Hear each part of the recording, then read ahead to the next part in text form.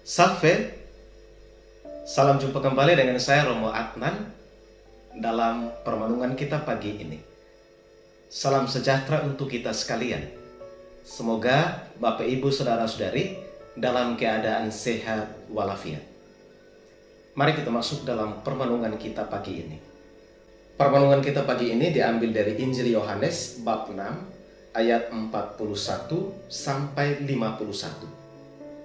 Sekali peristiwa, bersungut-sungutlah orang Yahudi tentang dia, karena ia telah mengatakan, "Akulah roti yang telah turun dari surga." Kata mereka, "Bukankah ia ini Yesus anak Yusuf yang ibu bapanya kita kenal? Bagaimana ia dapat berkata, 'Aku telah turun dari surga'?" Jawab Yesus kepada mereka, "Jangan kamu bersungut-sungut. Tidak ada seorang pun yang dapat datang kepadaku, jikalau ia tidak ditarik oleh Bapa yang mengutus aku, dan ia akan kubangkitkan pada akhir zaman." Ada tertulis dalam kitab nabi-nabi, dan mereka semua akan diajar oleh Allah. Dan setiap orang yang telah mendengar dan menerima pengajaran dari Bapa datang kepadaku. Hal itu tidak berarti bahwa ada orang yang telah melihat Bapa. Hanya Dia yang datang dari Allah, Dialah yang telah melihat Bapa. Aku berkata kepadamu, sesungguhnya barang siapa percaya, ia mempunyai hidup yang kekal. Akulah roti hidup. Nenek moyangmu telah makan mana di padang gurun, dan mereka telah mati. Inilah roti yang turun dari surga. Barang siapa makan daripadanya, ia tidak akan mati. Akulah roti hidup yang telah turun dari surga. Jikalau seorang makan dari roti ini, ia akan hidup selama-lamanya. Dan roti yang kuberikan itu ialah dagingku, yang akan kuberikan untuk hidup dunia. Demikianlah sabda Tuhan. Bapak Ibu Saudara-saudari yang terkasih di dalam Kristus, pada pagi hari ini kita dikuatkan oleh kata-kata Yesus sendiri. Akulah roti hidup yang telah turun dari surga. Jikalau seseorang makan dari roti ini, ia tidak akan mati, tetapi ia akan hidup selama-lamanya. Dan roti yang kuberikan itu ialah dagingku, yang akan kuberikan untuk hidup dunia. Lihat, roti yang dimaksudkan Yesus di sini bukan berarti roti yang ada di kios-kios. Karena di kios-kios terdapat aneka macam roti. Ada roti tawar, ada roti Dwijaya, ada roti kelapa, ada roti babi, dan sebagainya. Ternyata roti yang macam-macam ini rasanya juga berbeda-beda. Tapi sudah pasti memang enak, lezat, dan nikmat. Setiap kali kita makan roti-roti yang ada di kios itu, kita pasti segera lapar. Kenyang sebentar, lalu kita lapar lagi. Roti di kios tidak bisa bertahan lama karena ada masa expire atau kadaluarsanya, dan sama sekali tidak menjamin kita untuk kehidupan kekal.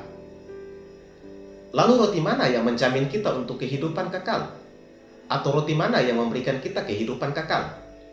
Yesus sudah memberitahu kita bahwa dagingnya lah atau tubuhnya lah yang dapat memberikan Anda dan saya kehidupan kekal.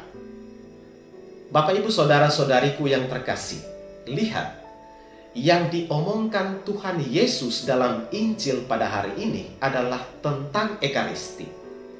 Ekaristi adalah sebetulnya tentang makanan. Tapi mesti kita ingat bahwa ada makanan yang mendatangkan malapetaka, dan juga ada makanan yang mendatangkan berkat. Terkadang kalau kita makan, apalagi kalau makanan enak, kita sikat sampai habis. Akhirnya badan bengkak sana-sini. Akhirnya badan mulai gemuk sana-sini. Ada yang mulai karena gemuk, mulai ada upaya untuk tidak tidur siang, hanya mau jogging. Katanya mau kasih turun badan. Ada juga karena mulai terlalu gemuk, lalu memilih untuk tidak mau makan malam lagi. Katanya diet. Itulah kenyataan-kenyataan makanan jasmani yang telah kita cicipi. Tapi yang Yesus maksudkan di sini adalah makanan rohani, yaitu tubuh dan darahnya. Makanan yang dimaksud oleh Yesus ini tidak sama sekali mendatangkan malapetaka bagi kita, tetapi justru sebaliknya membawa berkat untuk kita, membawa rahmat ke dalam hidup kita, membawa kekuatan ke dalam hidup kita. Karena makanan yang disediakan oleh Tuhan adalah tubuh dan darahnya sendiri. Itu adalah bukti cinta yang paling tinggi dan istimewa bagi kita. Makanan rohani ini juga menjadi sumber dan puncak hidup iman kita. Karena itu, untuk misa tidak boleh ada kata diet. Misalkan saja kita katakan bahwa minggu ini saya ikut misa, minggu depan saya istirahat atau saya libur. Atau minggu ini saya tidak komuni, sedangkan minggu depan barulah saya komuni. Bapak Ibu saudara-saudariku yang terkasih, dengan adanya pandemi ini, gereja-gereja mulai ditutup. Tidak ada misa tatap muka dengan umat, yang ada cuma misa online. Orang pikir bahwa misa online dan terima komuni secara batin atau secara spiritual itu sama sekali tidak kudus.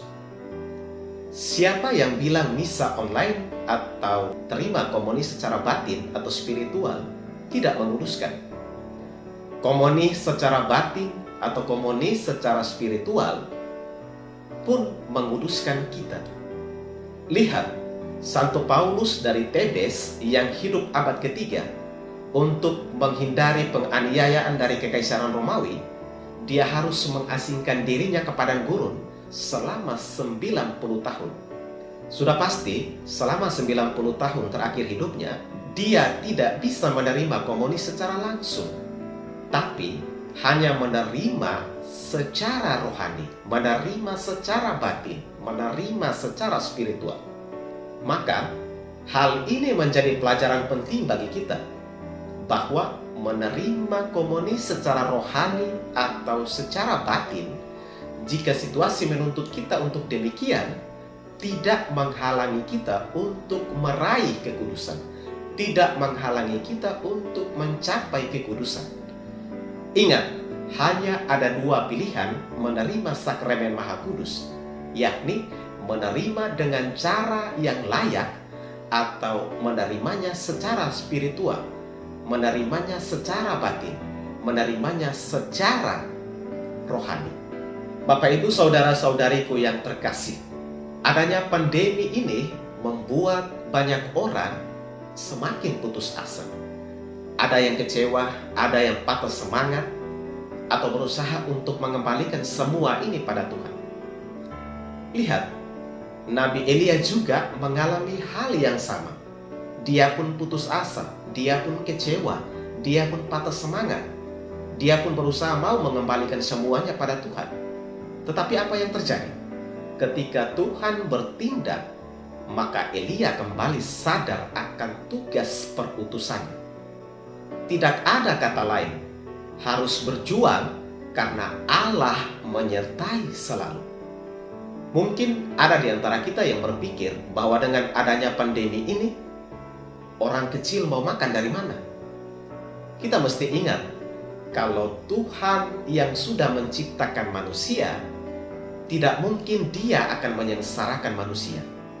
Tentu ujian dalam hidup itu pasti ada, demi menjadikan kita pribadi yang matang dalam beriman.